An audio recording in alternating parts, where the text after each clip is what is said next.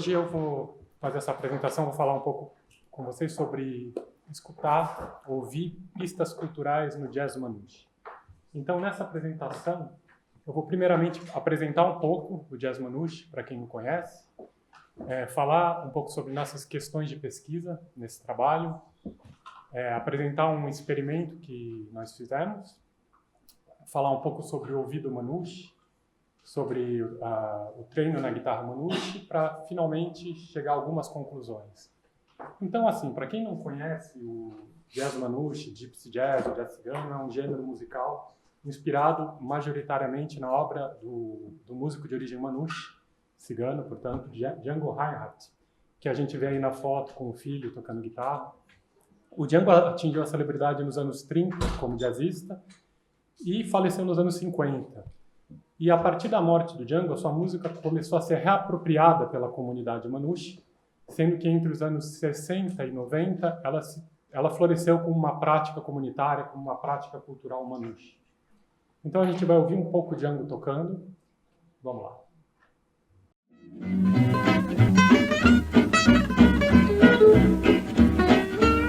A gente pode ver o Django solando à frente, guitarras acompanhando com o trabalho. Isso são imagens que eu captei há cerca de uma semana, 15 dias, do meu trabalho de campo. São manouches atuais, contemporâneos tocando. A gente pode seguir um pouco o mesmo tipo de formação instrumental, o mesmo tipo de estrutura rítmica da música. E nessa apresentação, que eu vou abordar uma questão que eu me confrontei tanto no meu trabalho de campo, quanto na minha experiência como aprendiz desse instrumento, e que outros pesquisadores também já abordaram, seria que é possível reconhecer apenas pelo som a origem étnica do músico. Ou seja, você ouve uma gravação e pela gravação você diz ele é manouche, ele não é manouche, pelo som da música. Eu queria saber se isso era uma ideia comumente aceita pelos praticantes, das pessoas que tocam esse tipo de música, e também queria compreender que elementos levam as pessoas a reconhecer um som como manouche, a se identificar com esse som emocionalmente ou culturalmente, né? O que esse som carregaria? Então, para isso, a gente preparou, primeiramente, um experimento muito simples para avaliar a habilidade de reconhecer essa origem étnica no som. E a gente vê aí no ecrã os fatores que compreenderam esse experimento. Então, foram 6 extratos de áudio de músicos de diferentes origens que tocam esse gênero musical, 12 participantes que tinham origem, eram todos músicos, profissionais ou amadores, origem manouche ou gade, e foi um teste que eu apliquei durante o Covid online, e essas pessoas deveriam, ao ouvir os extratos musicais, responder se, na opinião delas, esse extrato correspondia a um músico manouche ou não. Então, a gente projetando o resultado num gráfico, que a gente obteve é o seguinte. Então, ali da esquerda para a direita, a gente vê que o primeiro ali, o Tiavolo, ao lado dele tem um M. Isso significa que ele é efetivamente de origem manouche. A cor negra, como a gente vê na legenda, significa que ele foi reconhecido como manouche pelos participantes do experimento. Então, se a gente vai, por exemplo, para o Swan, a gente vê que ele já é um caso que trouxe mais dúvida. Ele era uma criança na época, ele não tinha uma técnica tão desenvolvida, e isso causou uma dúvida nos participantes se ele seria ou não seria manouche. Especialmente interessante é o Stefan Rembel, que é o G de Gade, que é não cigano, não manouche, que foi simplesmente reconhecido como manouche pelos auditores. Então, o que isso aponta? Primeiro que a ideia de reconhecer uma origem étnica no som é algo comumente aceito, porque apenas 2 pessoas questionaram esse experimento, todas se prontificaram a tentar identificar, e depois que o que é reconhecido claramente não é uma origem étnica, senão o Stefan não teria sido reconhecido como manouche. Então a gente percebe que existem marcadores culturais que devem ser levados em consideração, né? Então, se a gente vai e pergunta aos manouche eles mesmos. Então, aqui eu tenho um exemplo do Mandino Reinhardt. O Mandino Reinhardt é um guitarrista que é um expoente na Alsácia, que é um berço do jazz manouche na França. E ele é um dos principais expoentes, tanto como músico, como pedagogo dessa música. Foi com quem eu tive a oportunidade de estudar lá. E ele diz que fica mais claro a origem se a gente presta atenção no acompanhamento. Isso é algo muito interessante, porque o acompanhamento na música é algo que muitas vezes define o gênero musical, já que a estrutura harmônica e rítmica é dada pelo acompanhamento. Então, se a gente ouve, mesmo se não tiver um solista, a gente ouve um rock, um blues, sei lá, música jamaicana, pelo acompanhamento a gente sabe dizer o gênero musical. E o Hitchens, que trabalhou exatamente sobre a guitarra jamaicana, ele diz que a única forma, por exemplo, no caso da guitarra jamaicana, de absorver as nuances do acompanhamento num contexto de uma música tradicional é através de uma imersão prolongada. Bom, isso faz sentido. Os guitarristas manouche, obviamente, estão imersos na sua própria cultura e outros guitarristas, às vezes, não têm a oportunidade de compartilhar isso, né? Isso é interessante por quê? Porque ouvir diferente, ver você ser espectador, é uma experiência que você tem através de uma distância, e ouvir é participar. Especialmente quando existe uma identificação com o som, se quebra essa fronteira do eu e o outro. É como, não sei, sendo português, estás a viajar, ouve uma guitarra portuguesa, imediatamente isso te remete a outras coisas, te remete a si mesmo, e essa quebra de fronteira traz dimensões de pertencimento e identidade para o auditor, né? Então, como se daria esse aprendizado dessa música? Como essas coisas passam a fazer parte do músico, né? Bom, como muitas culturas tradicionais, na cultura manouche, diferente da nossa sociedade que é super individualista, aspectos comuns da vida são compartilhados frequentemente entre gerações. A música é algo extremamente presente na vida deles. E claro que alguém que cresce nesse contexto tem o seu ouvido moldado por essas experiências, já que não podemos fechar os ouvidos, né? Então, eu dou um exemplo de uma situação aqui, esse menino de 6 anos, como se dá socialmente a participação das pessoas no aprendizado dessa música. Vocês podem ver que ele está a tocar com outros músicos, isso é uma festa, uma situação. Se vocês olham para a mão esquerda dele, ele não está tocando, ele não sabe tocar, ele está tentando mimetizar, mas ele já está participando junto com as outras pessoas. Não existe esse lugar, está a aprender, fica distante, quando souber toca. Não, já é como se ele fosse músico com os outros.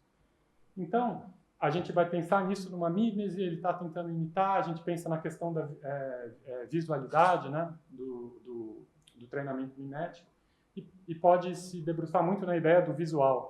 Mas o desenvolvimento do ouvido é muito importante, porque eu dou aqui esse exemplo desses acordes, da esquerda para a direita. Esses acordes estão realizados da forma manouche, a forma que eles tocam o instrumento. Então, da esquerda para a direita, eu tenho um sol maior, um Lá menor com sexta, um Ré com sétima e um Lá diminuto. Visualmente, eles são muito similares. Você imagina que durante uma música isso está passando rápido de um acorde para outro. Então, é lógico que não é só uma questão visual. Existe, desde pequeno, um desenvolvimento da questão do ouvir e a visualidade faz parte, né? Ainda falando sobre essa pedagogia, ela não é organizada ela não é um ensino formal, porque a música, como muitas culturas tradicionais, faz parte da forma de se relacionar com o mundo, de se relacionar com os outros, e tocar um instrumento favorece a construção de laços entre as pessoas, principalmente porque essa música ela já é reconhecida como representativa dessa comunidade. Então, você tocar essa música, você conhecer esse repertório, mesmo se você não faz parte da comunidade, significa reconhecer essa comunidade, significa afirmar essa identidade, significa também compartilhá-la. Então, concluindo rapidamente, o que a gente pode perceber é que o processo de aprendizado é algo ativo, parte da iniciativa do aprendiz. Não existe essa coisa de você vai aprender guitarra. E se ele se desinteressar, tudo bem, não tem problema, não quer mais tocar, não há crise, não tem problema. Então, é um processo ativo e não existe só aprender música. A música é mais um aspecto da vida. Os experimentos também apontam que o que é reconhecido são marcadores culturais, obviamente, e não uma origem, seja ela genética ou étnica. E, finalmente, que aprender a música tradicional que faz parte de uma comunidade, de uma prática comunitária, sem imersão significa perder alguns aspectos sutis do som.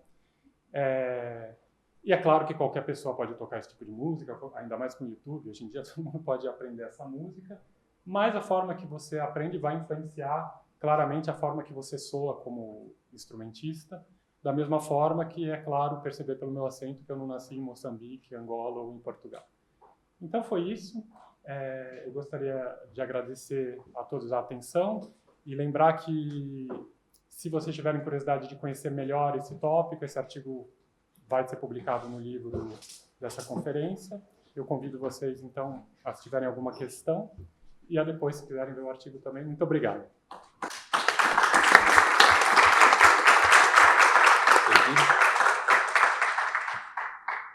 Obrigado ao Leon. Queria saber se vocês têm algumas perguntas. Sim?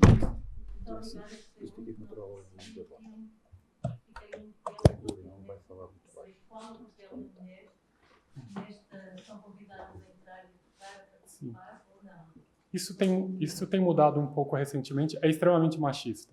É um contexto. O jazz já é. O jazz normal. Você imagina dentro dessa comunidade, são comunidades bastante fechadas, por exemplo, sofreram muito, por exemplo, com o Covid, exatamente pela proximidade, a troca que existe entre as pessoas. Agora, então, é um momento ainda mais difícil de aproximá-las, porque tem medo do...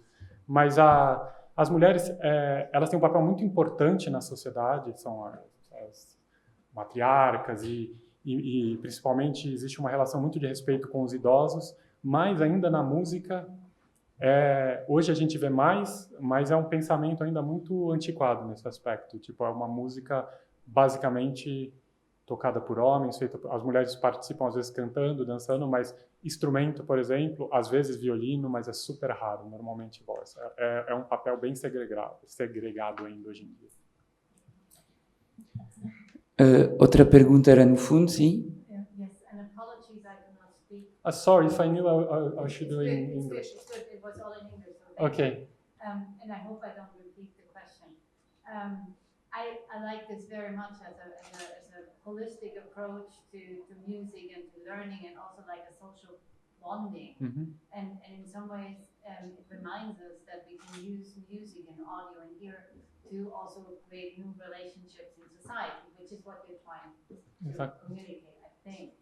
But isn't it a problem that the strength or the power of music is often used by, let's say, right-wing groups, like this kind of community and belonging and you know, being part of and having these positive experiences, they have been Desculpa, ficou agora preso. Obrigada. And how do you balance that? How do you make this?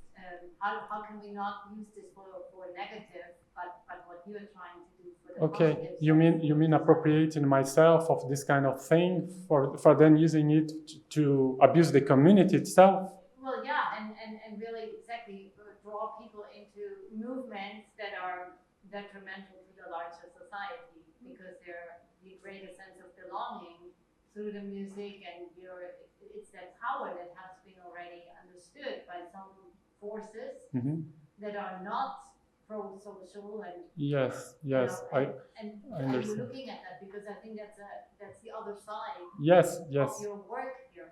Yes, I think it's a very delicate subject, in fact, Yeah. because like in France and in Germany also, because they are Sinti in Germany also, they are like, they had this problem, even this issue of insecurity, that I think is justified by other researchers that abused the communities. In my case, this is part of my work. If I look at my PhD like a whole, I'm talking about the relationship between the physics and the instrument, and the sound of the instrument, and the way the communities use the instrument. So trying to make a bound between the human aspects and the physical aspects. And this is like more the human aspects.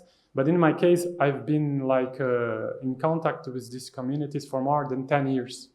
So they are my friends. And I'm very worried about what kind of thing I will even share in my work.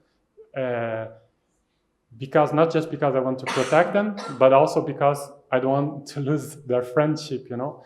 And then it's very difficult because everything can be used for evil.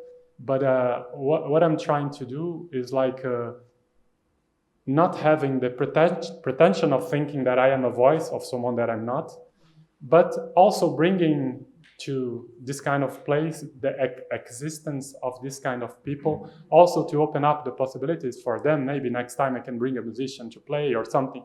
Is a complex relationship, because many times also they are there, we think about traditional music, but they are also inside of the society. They are not that naive, you know, like, oh, they are in a forgotten place and I'm going there and I'm using this. They are pretty much aware, like, what you can give us, you know, what you can give us. Okay, I talk about this with you, but what is for me, you know, in this thing. But then it's very personal, in the sense I have this this worry and this way of trying to avoid this kind of thing, but I could be saying this and being the opposite, you know, you never know. But the thing, I think, especially the gypsies in France, well, the gypsies all around, no? I'm saying gypsies, I know that people use Roma, but Sinti people don't like to be called Roma, so it's like a terminology problem.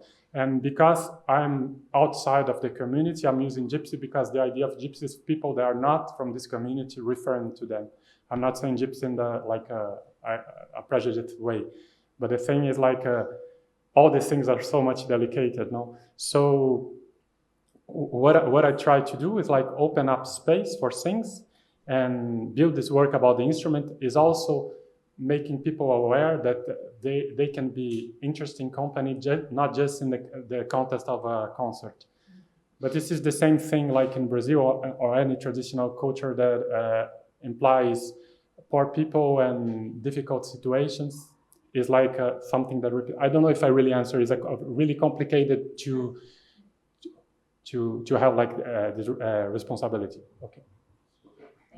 Sorry, but I think we have to move to the next presentation, and I think you can have a very good discussion with a coffee or beer after that. Thanks.